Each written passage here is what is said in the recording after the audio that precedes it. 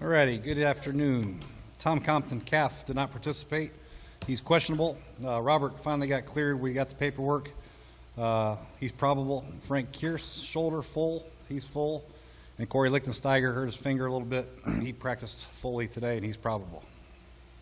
Jay, is Robert your backup? Do we know that yet? Well, I'm probably the only coach in the league that gets questions on their 46-man roster on a Thursday. So, we have till Sunday afternoon to turn in our 46-man roster, and we're going to do that with everybody. Jay, can you tell us when you got the the written report on Robert? I believe they got it yesterday afternoon. Okay. When we got the written report? When you got the written report. Yeah, yesterday afternoon. And do you have any insight into why it wasn't until today you all shared the news? It was afternoon after everybody was gone. It was yesterday evening. Okay. It's our news. Okay. And then I understand you don't need to announce any decision about the number 2 or 3 quarterback, but would 48 hours be enough time, in general for a quarterback who hasn't practiced or? He's been practicing. He's been cleared for non-contact drills, so he's been out here doing everything. Individual drills, he's been doing some team stuff here and there. So he just couldn't do any live contact, which we never do in practice anyway. So there's really nothing he hasn't been doing. He's been to all the meetings.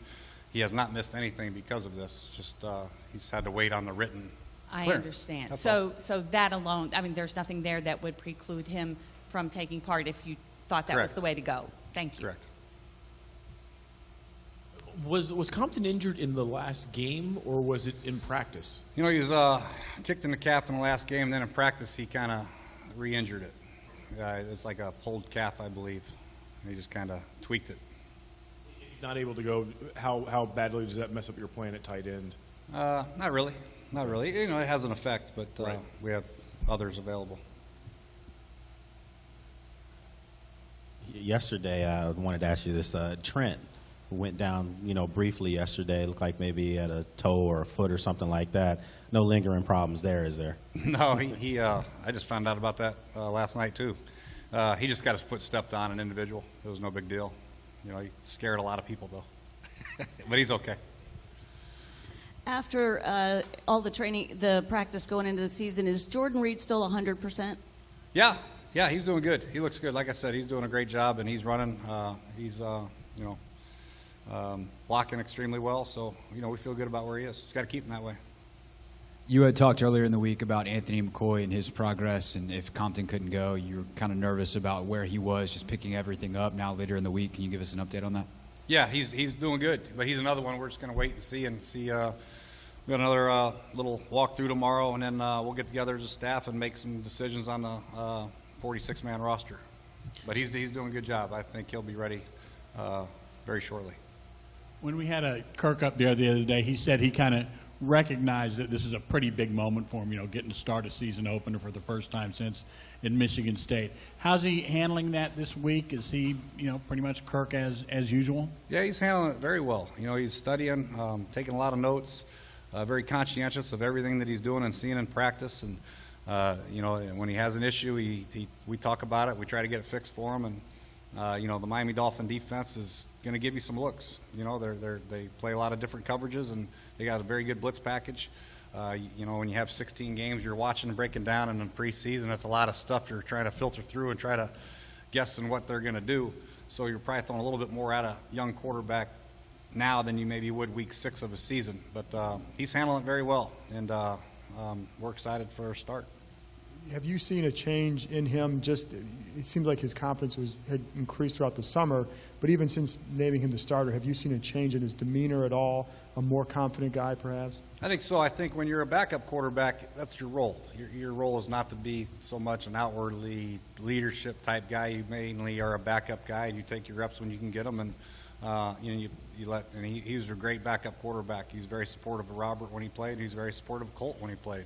But now it's his turn. Now he can be more vocal. He can ask more questions and be more involved in the game plan and all that stuff. So I think he's starting to take that next step, and hopefully it translates.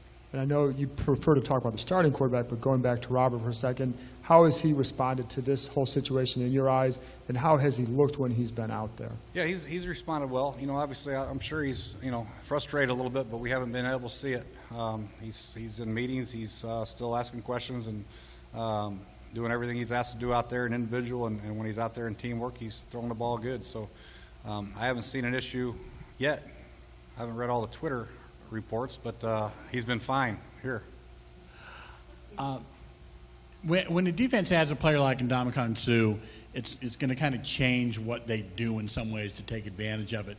Do you find yourself in looking at film and game planning kind of having to guess how they're going to utilize him as the game goes on? Yeah, a lot of times that's the case. It's first game. You try to study the defensive coordinator, what his history is, and of course I knew him at Cincinnati, and we've got a couple good years on him, and but then you add a piece like Suh, and it could change things drastically for your defensive calls and what you're doing in short yardage and goal line, and that's something we're trying to prepare for, a lot of different looks and assuming what they're going to do. But basically we got to go by tendencies and go by what we think is going to happen, but we're also preparing them for different looks. And for a young offensive line, that's a little bit tough. It's one thing to work the scheme, but it's another thing, okay, that's Suh right in front of you. So it'll be a great challenge for Sheriff and obviously Morgan and really the left side of the line too. I mean, they don't have really any weaknesses on their defensive line.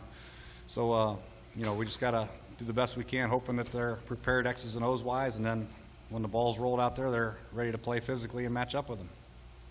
All right, thank you guys.